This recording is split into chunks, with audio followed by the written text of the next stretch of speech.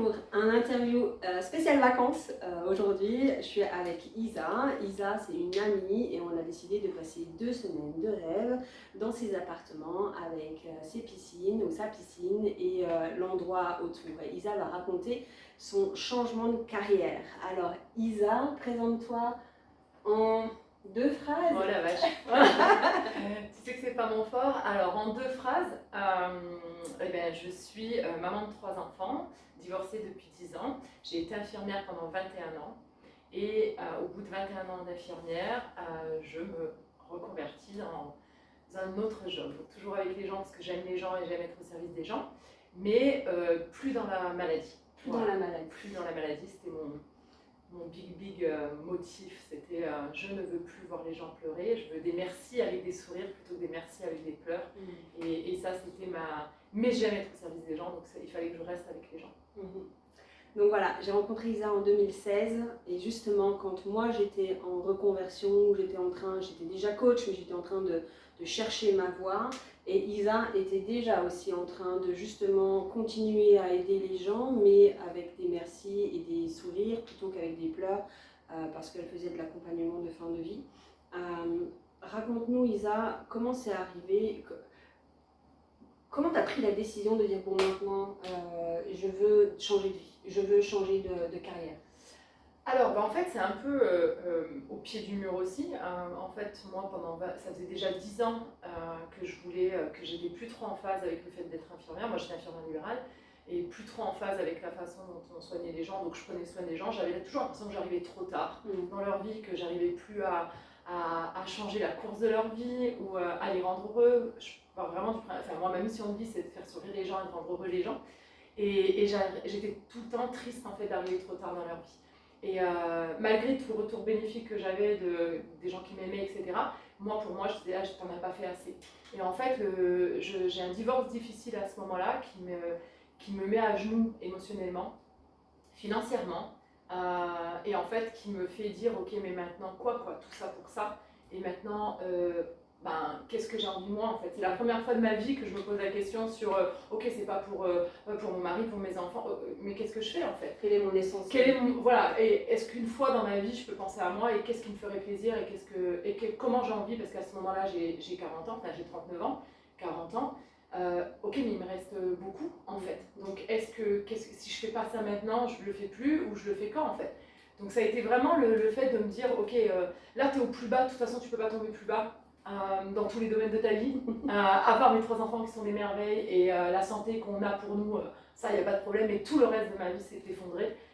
Et du coup je me dis ok autant repartir, tu sais, un peu comme les cendres, on est en période d'incendie, voilà, qu'est-ce que tu fais une fois que t'es là.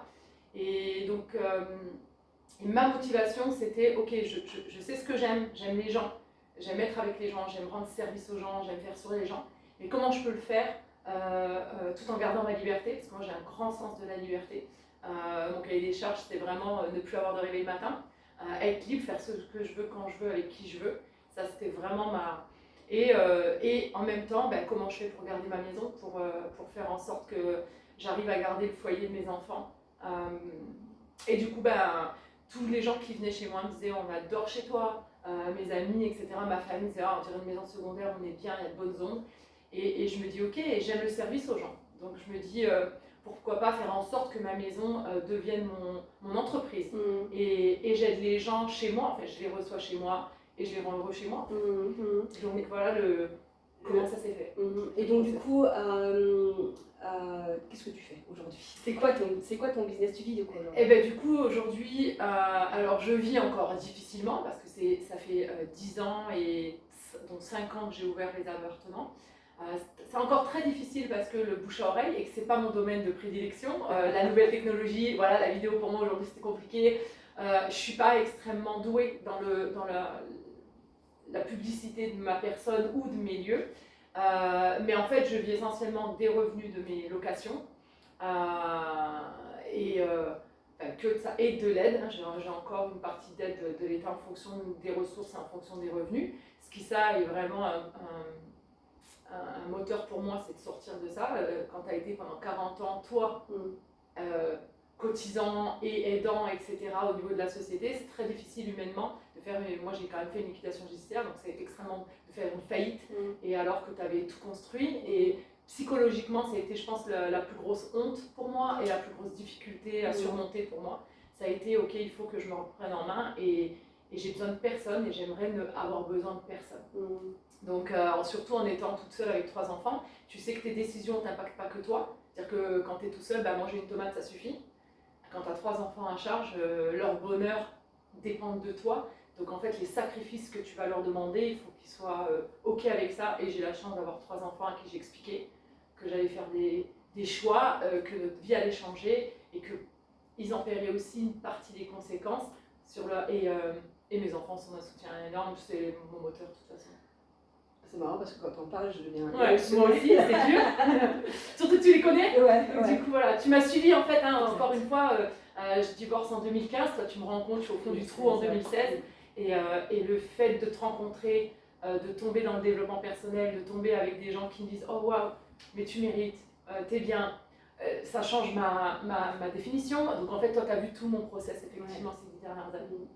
Et donc du coup, ce que j'aime beaucoup, c'est comme tu dis, c'est que quand tu décides de faire un changement de vie, parce que souvent on parle du changement de carrière, mais en fait, le changement de carrière, c'est un changement de vie souvent.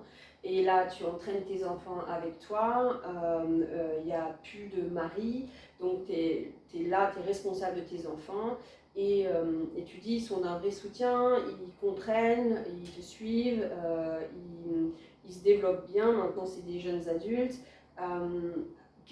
Si tu devais le refaire, est-ce que tu le referais? Quelle est la leçon que vous tirez, toi et tes enfants, de ça en fait, de cette prise de décision de vivre plus authentiquement et plus en accord avec vos valeurs, tes valeurs? Alors je le referais à 2000%, ça c'est évident.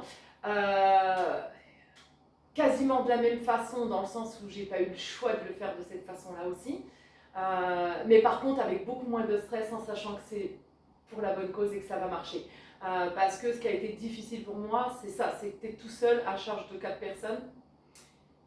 Et en fait, tout ce que tu décides toi va entraîner tout le monde, et tu n'as personne qui te dit ouais c'est bien, vas-y. J'ai eu un cercle extrêmement restreint d'amis qui me disaient wow, on ne sait pas comment tu vas y arriver, mais on croit en toi, parce que le problème financier était un vrai problème. Donc c'était plus ça la contrainte, c'était mais personne financièrement va te suivre, aucune banque va te prêter, tu ne peux pas y arriver. Mathématiquement et dans les chiffres de comment fonctionne la société en France, tu ne peux pas y arriver. Tu es au RSA, tu as fait une faillite, les banques ne vont pas te suivre, personne ne va te suivre. Et en fait, c'était ça le plus difficile, c'était d'être seul contre tous, avec uniquement 2-3 amis qui croyaient en mon projet. Et en fait, ils croyaient plus en moi aussi qu'en mon projet, en disant tu vas y arriver. Et ça, c'était très très dur. Le manque, ce qui est difficile quand tu prends une décision comme ça, c'est le manque de soutien, et les gens qui ont tendance à te dire non mais c'est sécure, pourquoi tu restes pas infirmière libérale, c'est sécure.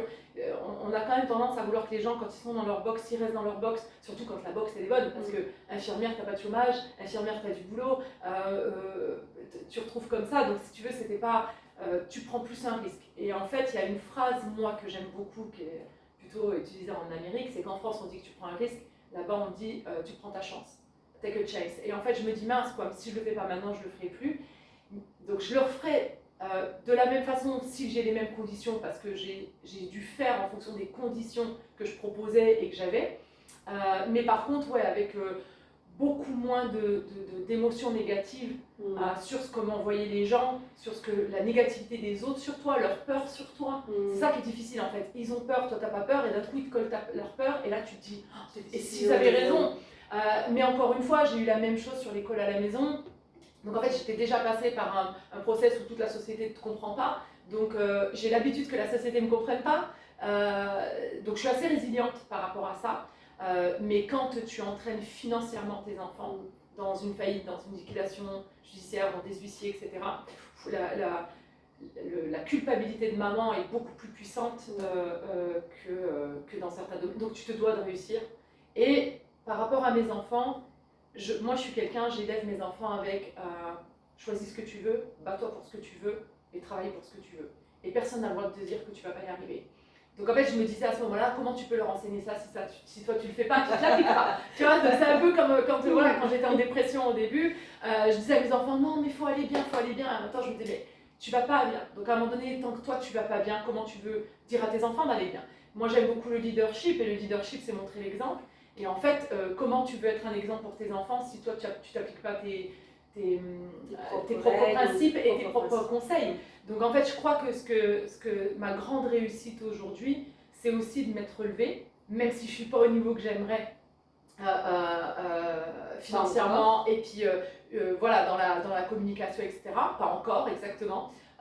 Est-ce que je pensais que ça prendrait moins de temps? Bien évidemment. Là, ça fait 10 ans de galère, donc bien évidemment que 10 ans c'est long. Mais par contre, je vois mes enfants, je vois le résultat. C'est qu'ils sont motivés, ils sont ambitieux, et puis en fait, ils y vont, quoi. Et ça, c'est plutôt fun, parce que je me dis, oh waouh, ils n'ont pas peur, et ils savent que de toute façon, moi je suis là, et que tomber, c'est pas grave. C'est ça aussi, en France, on a une vision de l'échec qui est extrêmement négative. Quand tu as fait une liquidation judiciaire ou une faillite, ça y est, t'es blacklisté, on cherche même pas à savoir pourquoi tu fais cette liquidation ou pourquoi tu as été en difficulté. Juste ce qu'on voit, c'est t'as tout perdu.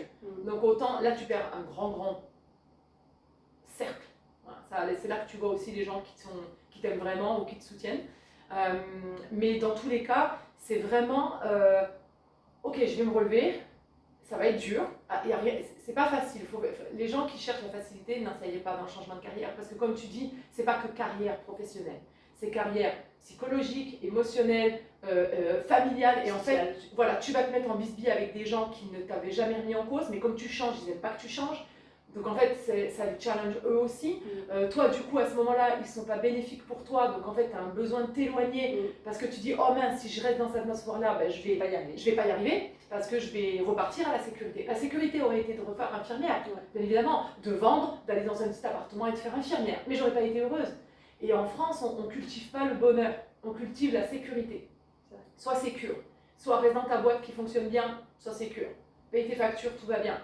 Et moi, je préfère aujourd'hui gagner beaucoup moins qu'infirmière libérale et être beaucoup plus en difficulté, mais être heureuse financièrement. Voilà. Plus en difficulté financièrement, mais plus en équilibre émotionnellement. Exactement. Et intellectuellement. Ouais, totalement. Et ça, je trouve que ça n'a pas de prix et qu'on n'y met pas le prix. En fait, on le sous-estime, la puissance d'être juste bien, en phase avec soi-même, se lever le matin avec la banane, tu vois. D'ailleurs, ce que me disait Isa, donc, une des choses qu'elle, quand je l'ai rencontrée en 2016, elle disait, moi je ne veux plus de réveil le matin, il est hors de question que je me réveille avec le réveil, ça serait ma liberté, c'est de pouvoir avoir une vie sans réveil. Et là, quand je suis arrivée la semaine dernière, elle me dit, tu sais quoi, j'ai remis le réveil, mais pour pouvoir apprécier encore plus mes journées. Donc en fait, c'est plus, j'ai remis le réveil pour être obligée de me lever, mais j'ai remis le réveil pour apprécier encore plus mes longues journées en fait. Et ça, je trouve que c'est vraiment... et c'est ça, en fait, j'ai mis le réveil parce que il y a 2-3 fois où je suis allée trop loin. En fait, je me réveille spontanément maintenant, quand j'ai plus sommeil. Et en fait, c'est un bonheur de se réveiller spontanément quand ton corps n'a pas sommeil. Et en fait, il y a 2 fois où j'ai planté parce que sorti tard, tu vois, veillé tard ou quoi que ce soit. Et en fait, j'ai pas apprécié ma journée. J'ai dit, mais il manque toute ma matinée, il me manque mes 2 heures du matin. Ouais, et en fait, je mets le réveil, il est en systématique, donc tous les jours de l'année. Je me réveille les 3/4 du temps avant, mais quand il sonne, je suis en mode cool, ça y est, c'est le matin. J'adore mes journées. Et ça te fait sauter du lit, quoi. Ouais, en fait. Et je pense que les gens sous-estiment ça. Et au niveau de la santé, moi je suis une amoureuse du corps humain et de la santé, ça tu le sais. Et du coup, je suis vraiment pro-santé. Et le corps n'aime pas se réveiller déjà stressé. N'aime pas, c'est pas bon pour lui. Il va vieillir plus vite, il va faire des maladies. Donc je trouve que ce côté, mettre le réveil pour un job que tu adores, la contrainte de te réveiller n'est plus une contrainte, donc quelle que soit l'heure. Moi, par exemple, pendant des années, me lever à 5 heures du matin pour bosser à 6 aux urgences n'était pas une contrainte du tout, tu vois, parce que j'étais très heureuse d'aller bosser aux urgences. Mais quand à un moment donné, ton réveil devient extrêmement contraignant, c'est là où il faut peut-être se poser la question de « Ah, je suis peut-être plus alignée ». Moi, je dis toujours qu'il faut que je sois alignée entre mon esprit et mon cœur, sinon sinon j'ai des conflits internes et je suis plus bien. Donc en fait, et mon cœur est dominant sur mon esprit. Donc l'esprit va dire non, là tu prends un risque, le cœur il va dire si, go. Et du coup, en général, je suis le cœur, aux grandes dames des fois de mes parents, les pauvres qui stressent pour moi, etc. Ou les gens qui même vont stresser beaucoup plus pour moi, parce que j'ai une façon de gérer le risque et le danger ou la peur qui est totalement différente de certaines personnes. Et c'est ce que je pense le plus dur quand tu veux changer de carrière, c'est de gérer tes propres peurs. Parce qu'on va avoir peur de choses qui ne vont pas forcément arriver. Certainement. Et en fait, le problème, 95% 95%, exactement, n'arriveront pas. Et en fait, c'est un peu comme je dis aux gens quand ils me disent 6 mois avant, ah ouais, mais s'il pleut le jour du mariage, oh mais tout va bien. Enfin, tu vas pas commencer à stresser 6 mois avant parce qu'il va possiblement pleuvoir le jour du mariage. Et les gens le font même quand c'est le 15 août. On est dans le sud de la France, voilà. Il ne pleut pas. L'été, il pleut pas. Donc même quand c'est le 15 août, les gens ont peur de... Ok, on gérera le problème s'il arrive, mais pourquoi et ça s'apprend. Et pour le coup, le développement personnel que tu fais toi, quand tu coaches les gens, apprendre, moi ces 10 dernières années, ce qui m'a sauvé peut-être aussi la vie à ce moment-là et ma carrière, c'est d'avoir des gens comme toi qui me font relativiser. Et quand à un moment donné mon cerveau va trop dans le négatif, ou que je me dévalorise, ou que toi tu as été l'une des premières personnes autour de moi à me dire mais si tu veux la preuve, cette vidéo, moi je comprends pas pourquoi tu veux la faire, mais toi tu le sais. Et du coup c'est aussi faire confiance aux gens quand toi tu as une mauvaise image de toi. C'est faire confiance aux gens qui en ont une bonne, peut-être en te disant peut-être que moi j'ai pas une bonne image là, et peut-être qu'ils ont raison. Voilà. Donc en fait c'est le développement personnel, c'est ok, je vais m'améliorer moi, mais avec l'aide de personnes qui sont capables de me faire m'améliorer moi.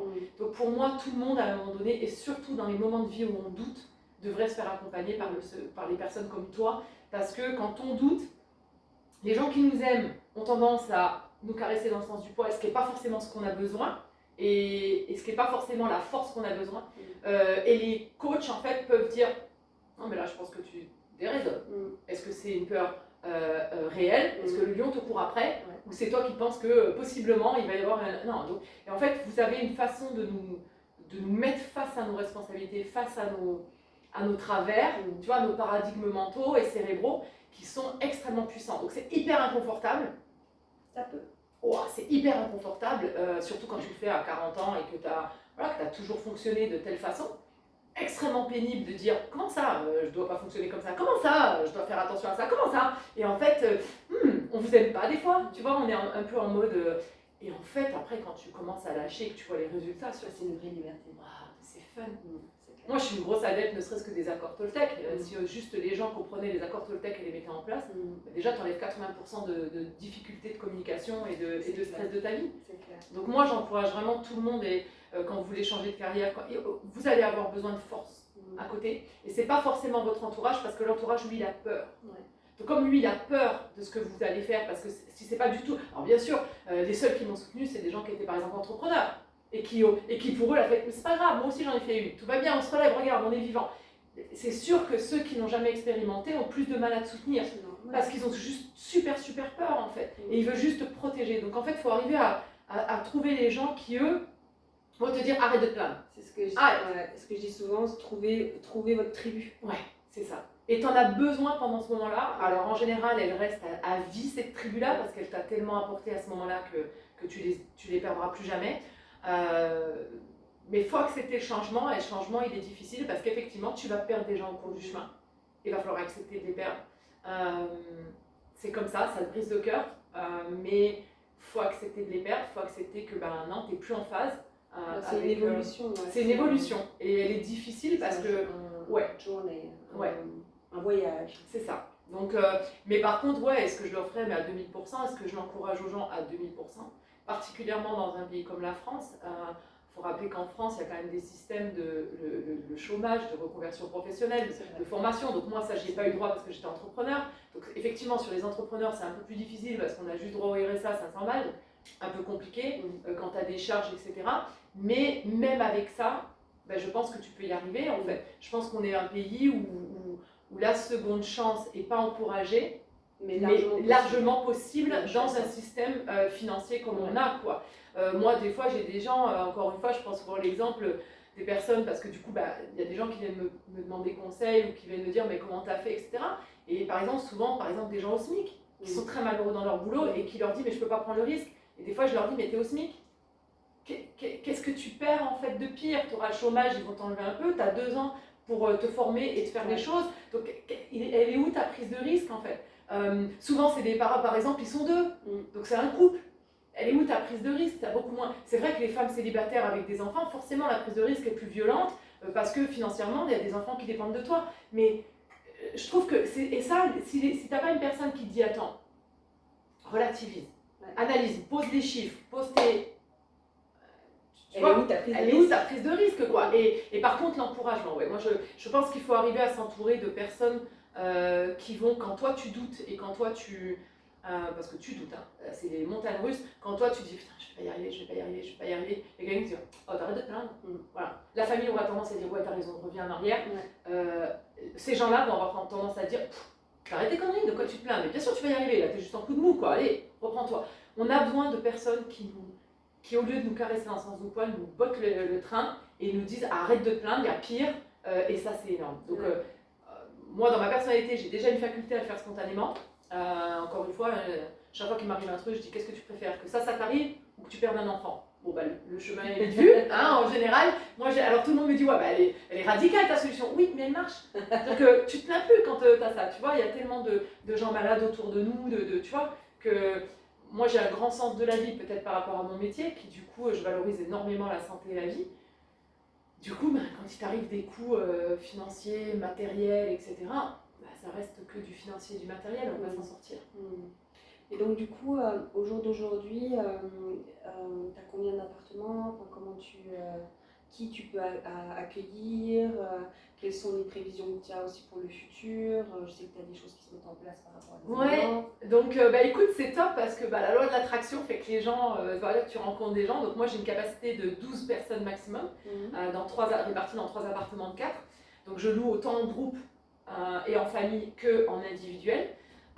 Et en fait, effectivement, la bonne nouvelle, c'est que là, je viens de rencontrer une organisatrice, en fait, une entreprise qui bosse avec 2 organisatrices d'événements, type mariage, enterrement de vie de jeune fille, etc. Donc, c'est Low Event 13 et Event Boots. Donc, en fait, lui, il loue les photo booths, tu sais. Et en fait, ils ont adoré mon lieu et ils disent, ok, mais en fait, on peut le proposer, on peut bosser ensemble. Donc, moi, mon objectif, c'est des événements, des mariages, ce genre. Alors, à petite oui, pas 150 non, personnes. parce que moi j'aime la proximité, j'aime le côté familial. Moi, mes appartements, ce que j'aime, c'est que j'aime la simplicité, j'aime pas le bling-bling, c'est pas moi, c'est pas mon lieu, et j'aime que les gens se sentent juste oh wow, on est bien là, à la maison. Voilà, on est à la maison, c'est nature, peinture, et tout va bien se passer. Voilà, donc mon projet, c'est d'être beaucoup plus booké sur ma saison de mai à septembre, ça c'est clair, j'ai encore des trous, du manque de ma communication aussi. Voilà pourquoi aussi, voilà, j'accepte cette vidéo. Alors en même temps, ça peut les faire fuir aussi, donc avis à la population. En tout cas, j'aime que les gens reviennent, soient contents de revenir et se disent oh waouh, Isa, merci pour l'accueil, merci pour l'entraide, merci pour voilà, le service. Ça, c'est au-delà des vacances. Voilà. Oui, tout à fait. Donc c'est un endroit où il y a piscine, où il y a toute une partie dehors, il y a un petit endroit méditation en haut, et puis il y a la mer qui est à quelques minutes, il y a un grand étang de mer qui est aussi à quelques minutes. C'est pas hyper touristique, comme pas bien loin d'ici, donc du coup pour les personnes qui veulent un petit peu le côté sauvage, le côté nature, le côté campagne, c'est idéal. C'est pour ça qu'on est là aussi. Donc voilà, moi j'avais envie de faire cette vidéo, ce témoignage, parce que Isa n'avait pas très envie. Toujours pas d'ailleurs, on va voir ce que ça donne à faire. Et je lui dis mais si, et en fait c'est ce qui se passe pour les personnes qui font des changements de carrière et de vie, en l'occurrence, sont des personnes complètement normales, qui ont leurs doutes, qui ont leurs peurs, qui ont pas spécialement envie de se mettre en avant, et on est tous pareils. C'est vraiment, je dis souvent, hein, il y a un héros à chaque coin de rue, et donc j'avais envie de partager cette vidéo-là pour dire... surtout oser en fait. Isa, on s'est rencontrés justement par rapport à la santé, par rapport à comment développer la santé avec des compléments du mindset, enfin voilà, tout ce que moi me fait vibrer et tout ce qui l'a fait vibrer, on s'est rencontrés comme ça. Et puis finalement, c'était notre première étape vers un autre changement de carrière. Donc on a le droit de butiner aussi, on a le droit de ne pas avoir une ligne droite, on a le droit d'aller chercher à droite, à gauche, et tout ça en fait c'est au détour de rencontres, au détour d'opportunités, au détour de discussions que les idées s'éveillent et qu'on trouve notre chemin. Donc bien sûr moi, parce que j'ai vu tout ce cheminement, je me suis dit que j'avais envie de proposer quelque chose pour aider les personnes à aller plus vite, à trouver leur voie, à trouver leur mission, à trouver leur force, à trouver l'impact qu'elles ont envie d'avoir dans leur vie et dans la vie des autres. Mais ce n'est pas forcément un chemin linéaire. et c'est ok, parce que tout ça en fait c'est un voyage, et on récupère tellement de ce voyage, nous et nos familles respectives. De toute façon, je dis souvent, si vous avez des enfants, ben justement il faut le faire pour vos enfants. Ce que disait Isa, là il y en a un qui est aux États-Unis, qui est en train de devenir footballeur professionnel. Je ferai peut-être une vidéo là-dessus dans quelques temps, mais voilà, il y a oser rêver, en fait, oser faire le premier pas, et en fait ben, le risque il est quasiment jamais là, quoi. Beaucoup moins que ce qu'on croit. Voilà. Et juste si je peux dire un truc, ouais, vas-y. Et on peut le faire en même temps que son job. C'est-à-dire que oui. moi, j'ai pas arrêté et fait autre chose. Moi, j'ai mon projet depuis 2016 et j'arrête infirmière en 2019. Ouais. Donc en fait, par contre, pendant ces années-là, je me suis formée, je me suis renseignée, je me suis formée sur l'immobilier, sur les banques. En fait, j'ai appris, tout mon temps libre, je le passais à ma reconversion professionnelle. C'est-à-dire qu'on ne lâche pas un pour rien. On commence à se former, et encore une fois, à l'heure des réseaux sociaux, on a tous du temps, hein, parce qu'on en perd énormément. Mais si on se dit, ok, pour mon futur, ça va être difficile pendant un certain temps. Moi, par exemple, mes enfants, je leur disais, ce soir j'ai une visio, ou ce soir j'ai une formation. Donc ils savaient que pendant un certain temps, les soirs, alors que je bossais infirmière, qui ne m'avait pas beaucoup vue, j'allais en plus bosser. Donc on n'est pas obligé, voilà, c'est pas tout ou rien. On peut faire en même temps jusqu'à ce qu'on se sente prêt, jusqu'à ce qu'on se sente capable, ou comme moi, qu'à un moment donné, vous n'avez plus le choix. Des fois, je dis, des fois, tu sais, un licenciement, parfois c'est une très bonne chose. Les choses n'arrivent pas par hasard. Je pense que même mon divorce n'est pas arrivé par hasard. Je suis extrêmement heureuse aujourd'hui. J'aurais sûrement été extrêmement heureuse aussi avant, mais en tout cas, aujourd'hui, je ne regrette absolument pas ce qui m'est arrivé, bien au contraire. Mais voilà, c'est ne pas se dire, ok, mais je dois tout choisir tout de suite. Non. On ne doit pas choisir tout de suite. On doit se poser des questions sur soi, se faire accompagner pour se guider. Par exemple, Christelle fait ça très bien, ce qu'on appelle un peu, tu sais, quand on recherche tes compétences. Là. Oui, voilà, parce que souvent les gens, en fait, tu leur dis qu'est-ce que tu aimes, je sais pas. Donc en fait, le plus dur parfois, c'est de savoir, ok, mais qu'est-ce que je veux en fait. Le qu'est-ce que je veux est une question où les gens ne savent pas répondre les 3/4 du temps. Et c'est ce temps-là qui prend du process. Moi, je n'ai pas décidé en 2016 de faire les appartements. Non. C'est ce process qui se met en place, et dans ma recherche de qu'est-ce que j'aime et qu'est-ce que je veux pour moi demain et faire avec les gens, ça découle en fait, ça arrive à un moment donné. Donc souvent c'est d'abord posez-vous, et d'où l'intérêt du coach, c'est-à-dire que posez-vous d'abord des questions sur vous, prenez un coach qui va vous poser des questions auxquelles vous n'avez pas pensé et que vous n'arriverez pas à vous poser, et qui va avoir une analyse différente de la vôtre en fait. Et ça, je trouve que c'est magique, c'est un investissement pour soi. Donc encore une fois, c'est toujours le problème de... Voilà, moi quand j'étais en liquidation et que j'achetais une formation ou un bouquin, on me disait mais pourquoi tu dépenses ça? En fait, j'ai investi parce que sinon je ne vais pas y arriver. En fait. Donc l'investissement n'est pas une dépense, c'est un investissement en vous. Donc c'est toujours la part un petit peu difficile pour les gens de comprendre que ce que je paye aujourd'hui, je vais le retrouver 1000 fois plus tard. Ça, c'est un peu, on n'a pas cette dynamique-là en France d'investissement. On veut que tout soit gratuit et ne pas faire d'efforts. Non, ça ne l'est pas, et particulièrement quand on décide de changer de vie. Voilà. Donc si vous avez envie de passer des vacances au sud de la France, voilà, venez ici. Moi je mettrai le lien en dessous de la vidéo, et puis voilà, et oser aller poser des questions à Isa. Voilà, et passer d'infirmière à infirmière libérale, à avoir ses propres appartements, et aussi avoir des autres formes de business qui sont possibles. Allez lui poser des questions tout simplement. Ciao. Merci, ciao. Yeah.